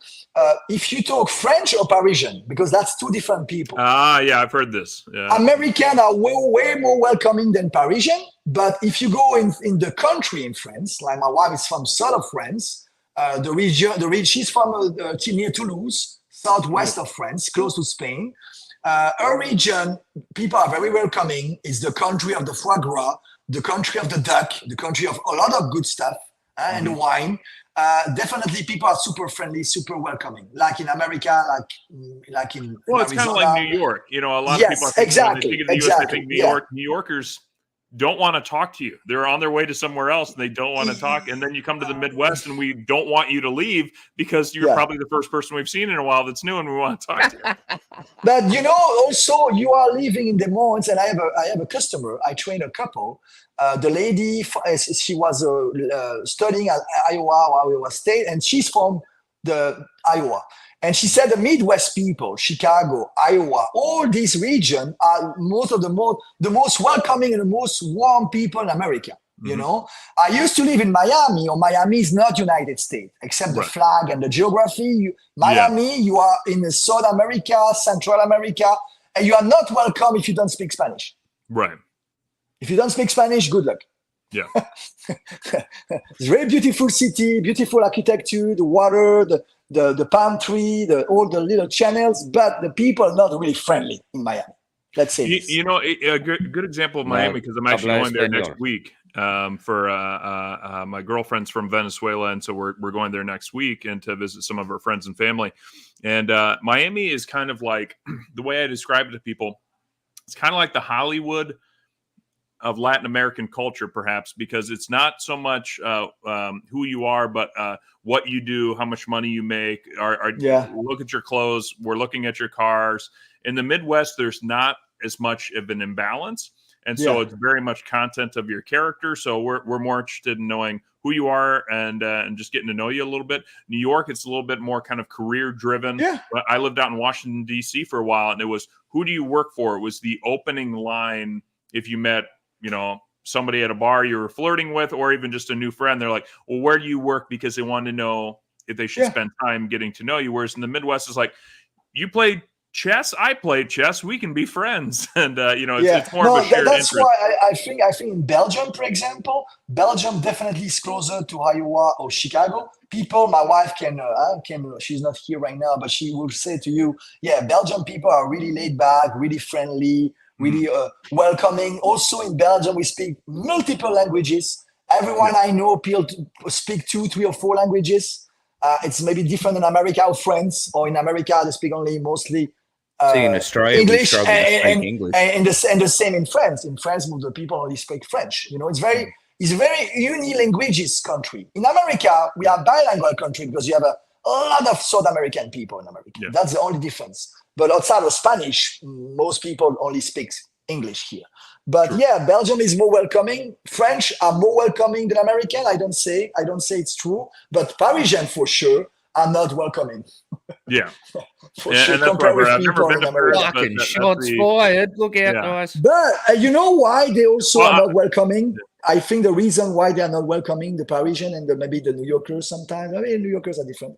When you live in the best city in the world, or one of the best cities in the world, or you believe that you live in the most beautiful and the best city in the world, sometimes it gets under your skin, and then you really believe you are one of a kind. And Parisian are the same maybe than maybe the New Yorkers, or people who live in DC, or people live in, I don't know, in Rome or Madrid. When you live in a very popular and huge city with huge history or huge name, and Paris is the city in the world with the history, the number one city, with Rome maybe, and then of course maybe they feel they are different. They feel they're not feeling like real French. Because French people don't like Parisian. I can tell you this: French people don't like Parisian. Okay. I'll say this: that makes a lot of sense, because it's probably why Kevin thinks he's better than everyone, because he's from Manila, and just one of those cities that he's like, what? I'm sorry you weren't born around here. Right, Kevin? No, actually, Filipinos are very welcoming. Country. Are you drinking tea or beer there too, Kev? No, I'm drinking coffee because I didn't sleep for like 24 hours. Oh wow! That's why I was like late in the show. I was gonna say, okay, that makes me feel better about this episode, because I feel like I've been trying to pull you in, but it's actually just because you're very tired. So we'll move to wrap up here in the next few minutes, Sons Planeteers, and we appreciate it. But D-Rock, if you said your wife is from France, yes, and Belgium's really a few countries in one. But if I was going to, if your wife or somebody was going to make you your favorite Belgian meal, describe it to us. What would we all be sitting down having? Help us salivate a little bit. Okay, one of my favorite Belgian meal. I mean, French cuisine. My wife will tell you French cuisine is more raffiné, more fine, more sharp cuisine, more sophisticated cuisine. Belgium is more heavy food. It's not so. Well, I can tell that by the beer.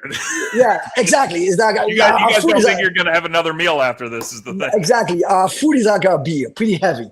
Okay, yeah. But one of my favorite dishes. Nice. I have a multiple dishes I like her to make for me. She's amazing cook. And one of my favorite Belgium dishes is definitely, we call that the stump, STOEMP. Stump it's like a mashed potatoes, potatoes mashed, mixed with a veggie. Could be with carrots, could be with broccoli, could be with spinach.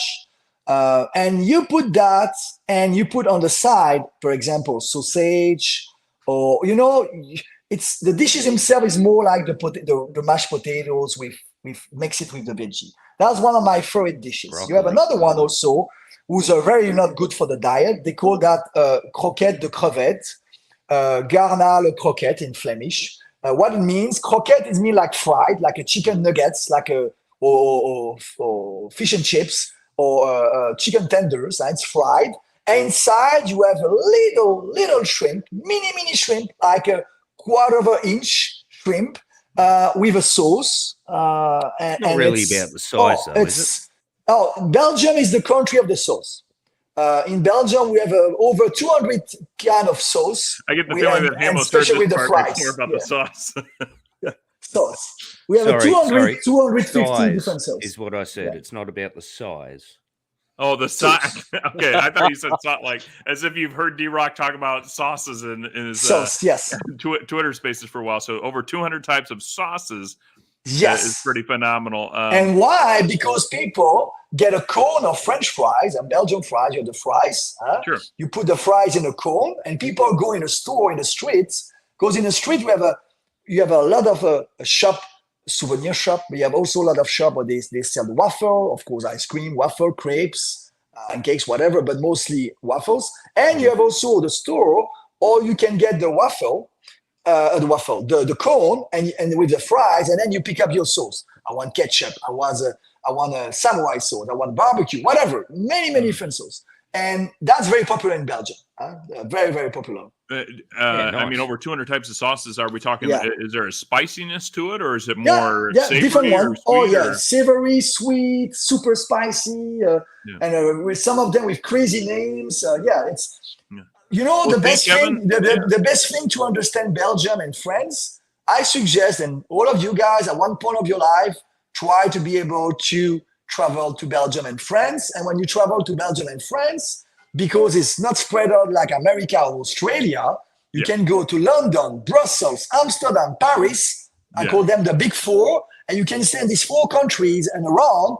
And it's like 1 hour or 2 hours train or cars between them. It's super. It's like here to Vegas. Yeah. Okay. This is the point in the pod here where, mate, I've got a spare room. You know, you ever come over to Australia? Here we go.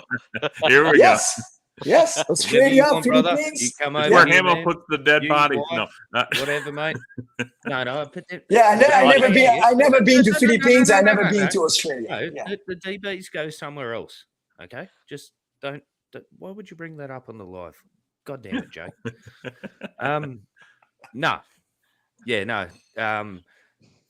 First trip I'm doing is over to go see my man JC from the chat. I'm heading over to Chile. Oh, nice. He's going to get lit on some Chilean wines for sure. And we've got to help my man Kev out because for his birthday, his family just made him spaghetti and said he was having Italian. And American. No, exactly. That's why I feel like these episodes really help him understand that he needs to go back and tell the missus there's a whole world of cuisine out there, and we should be enjoying it all. Let me ask you. Go ahead, Kev. Yeah, just a quick one, D-Rock. I see that French fries' origin is like kind of debated. Was it from Belgium or French? We don't have a war here at home. It's not the World War III, but yes, some people said my brother-in-law said to us that Belgian fries were really the French fries, and some stories said the fries were from Belgium. Some stories said it from France. I think definitely you have a little bit of both worlds because the north of France, the east of Belgium, the north of France, I think definitely they were making some fries near the border in France, like many centuries ago. Also, America, when the U.S. soldiers, the GIs, came to liberate the Europe in World War II, they went back to America and they say we ate French fries. Because they ate fries in Paris. Okay, that was another part of the story. But yes, the origin of the fries, a lot of people will tell you fries are from Belgium. They are not French. When I go to a place here in America and I say, give me French fries, and I look at people, I say, hey, fries are from Belgium. My wife can tell you, she checked the stories, and apparently the first time on the history of the world, some people ate fries was in France. Okay, north of France, if I remember well. Then now she's super happy. French people are very proud of themselves. I'm teasing you, honey. I'm teasing you. Clearly she just walked back in. That's perfect timing. She's listening the pod on upstairs. So. No, well, this was great, D-Rock. I Hello, really Mrs. appreciate it. D-Rock. Oh yeah.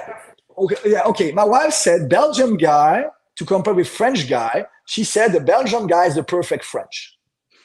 Oh, Yeah, well, she hasn't met an Australian yet, though, has she? I take that as a compliment. You know, after I just hit her back with my girl about the French we gotta and the, get you to.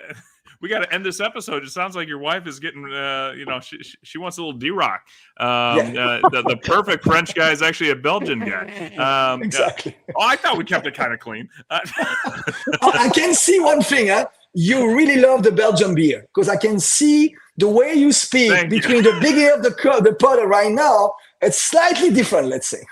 Oh, 100%. If you guys start, people that are listening to this later are going to listen to that part, and then they're going to go back and listen to me at the beginning and come back and listen to me now. And yeah, I mean, this is, let's see, the Duvel is 8.5% and 6.7% on the St. Bernardus.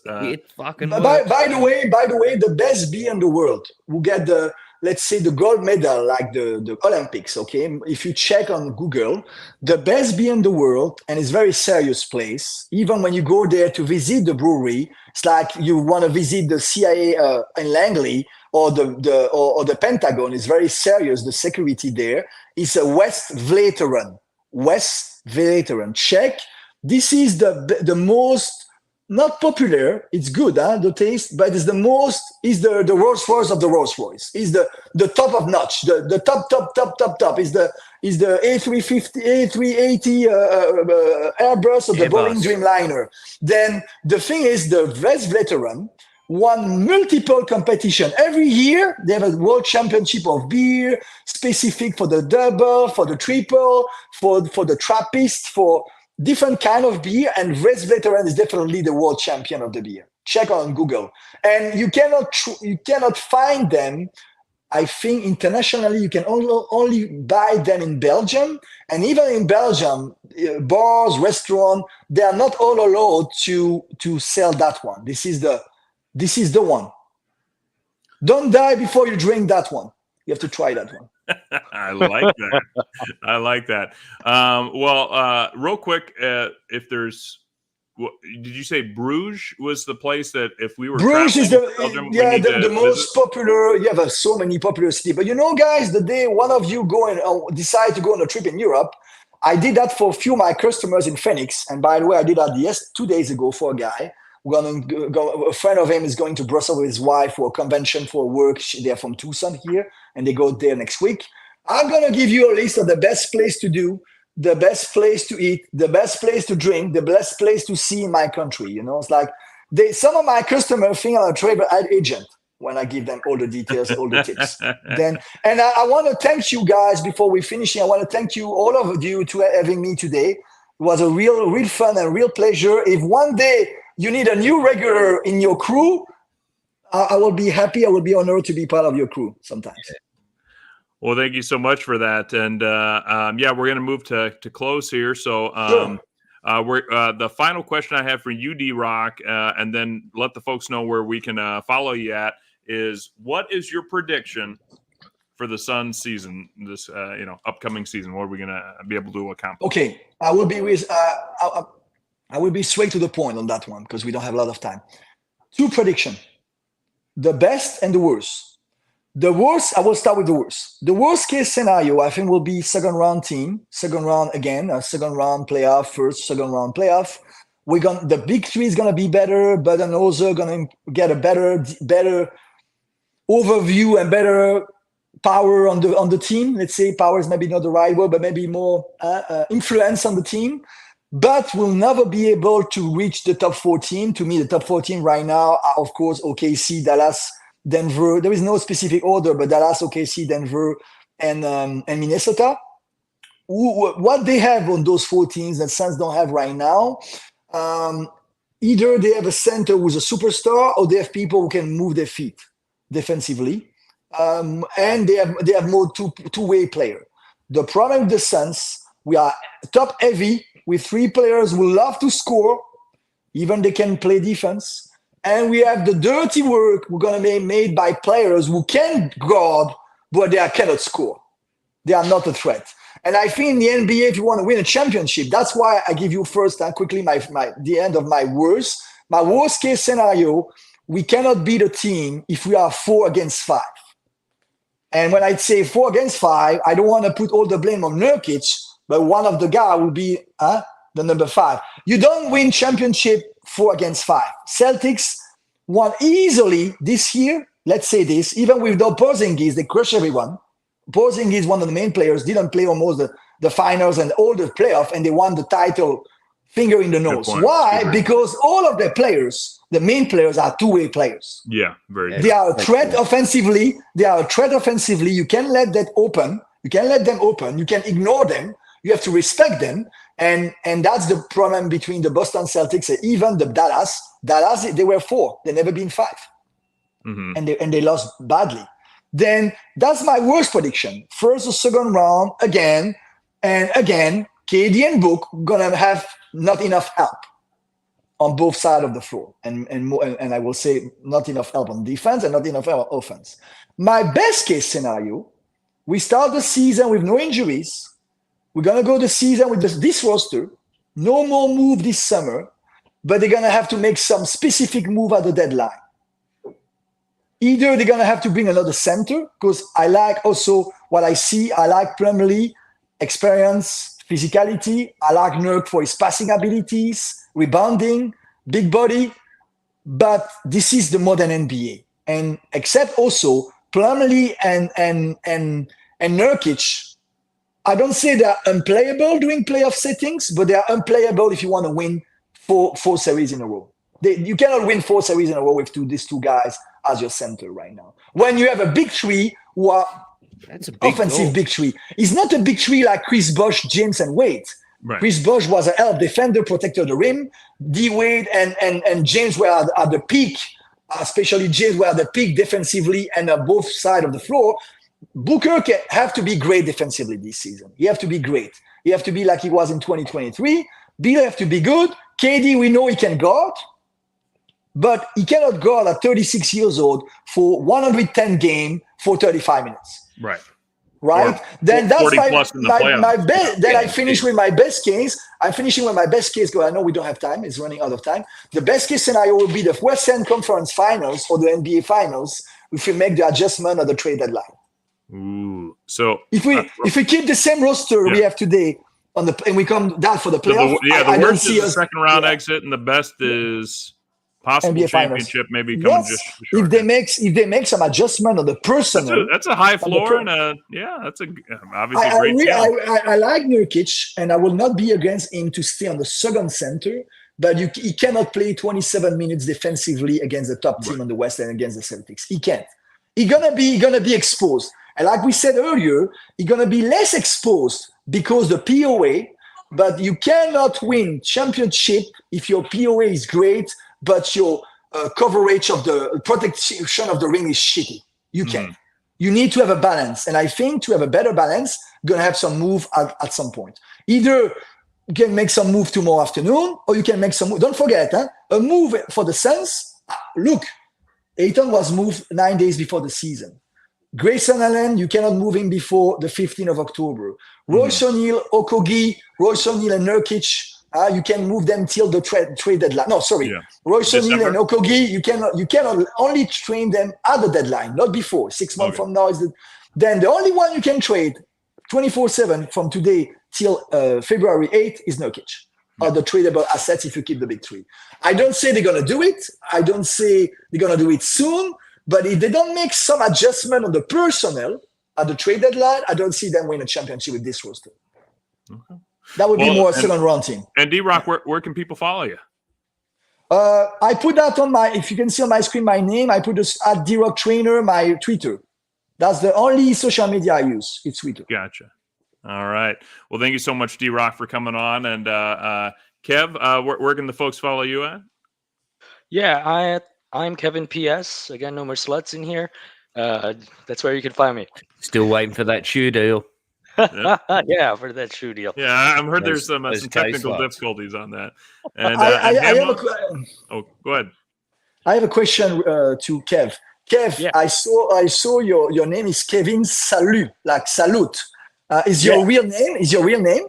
That's my real name. Yes. Okay, SA, because it's very French. Salut is very French. When we say Oh, salut, we say bonjour. We say salut, we say hi in French. Ooh, that's one Ooh. good See? thing that No comes wonder out from you my love name. French food. That But explains so to, This much. is Sun's Planet. This is to- what Sun's Planet's about. Learning. Oh, Yeah. I fucking love it. You know what, Rock? Fucking love it. To Americans and to Australians, it's always slut. That's Oh, what. slut? Hey, Oh, yeah, but yeah, that's somebody's been that's- drinking the beer over hang there. on. Not the topic. that's the British imperialism influence. You Oh, know? stop. Stop. Did Yeah. I ever call you that? No, but you laughed No. at it. But I laughed, but I never called you that. no, man, I love you. You know that. No, salute.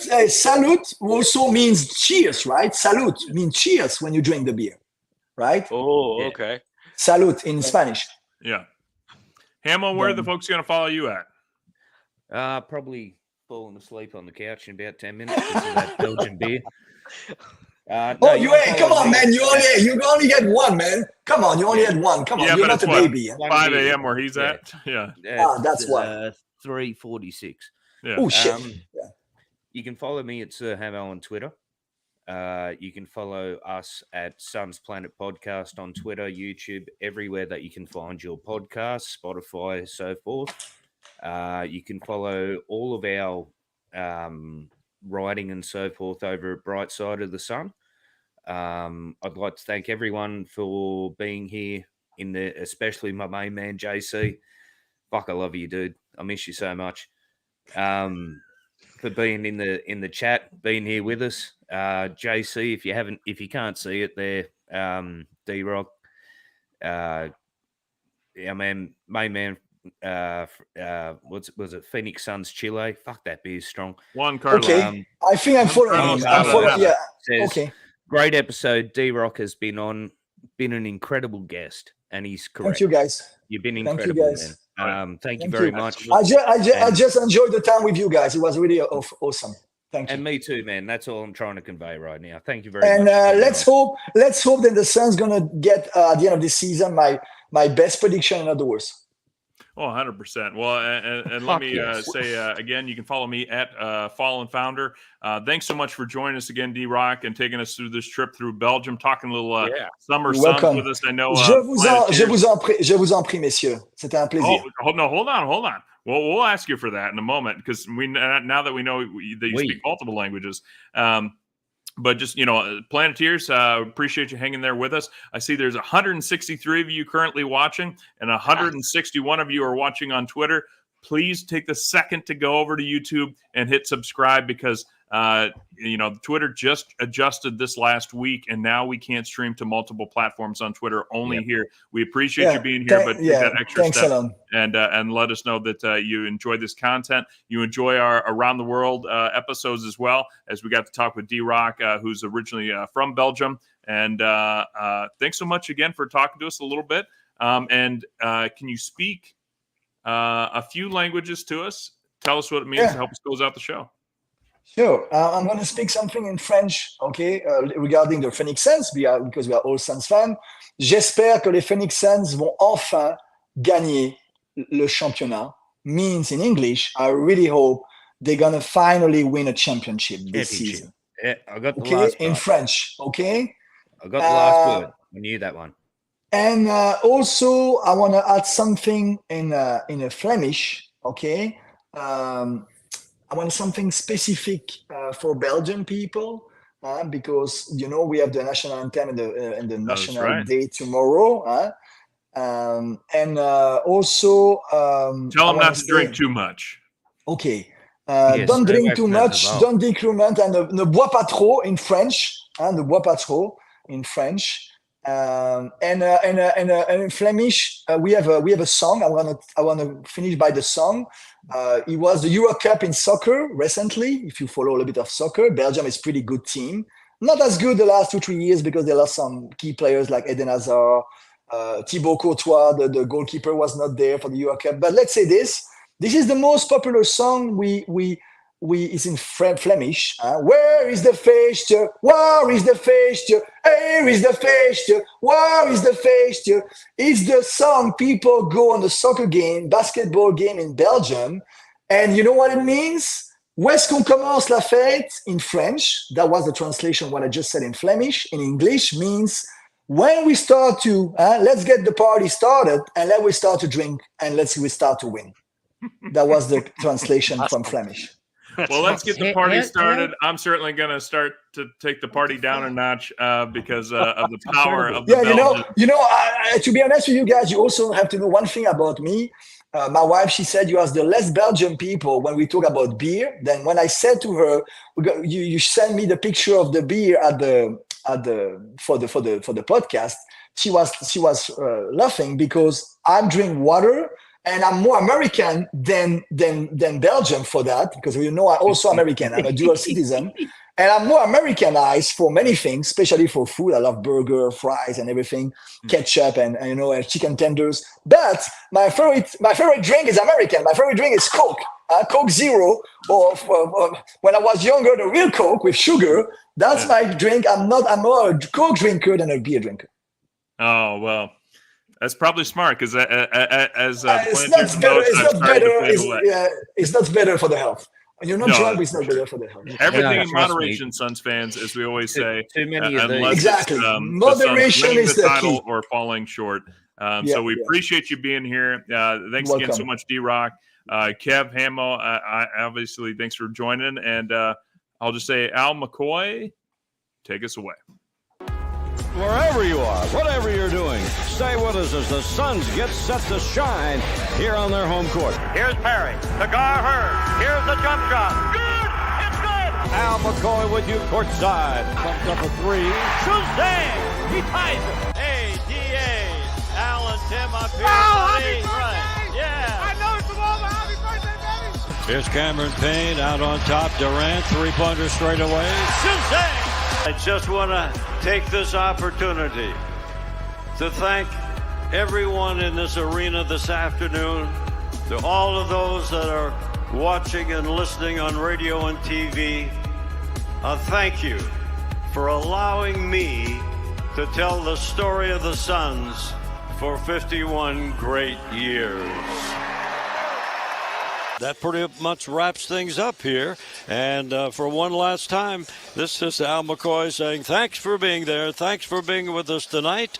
And from the Footprint Center here in downtown Phoenix, we'll just say so long for now.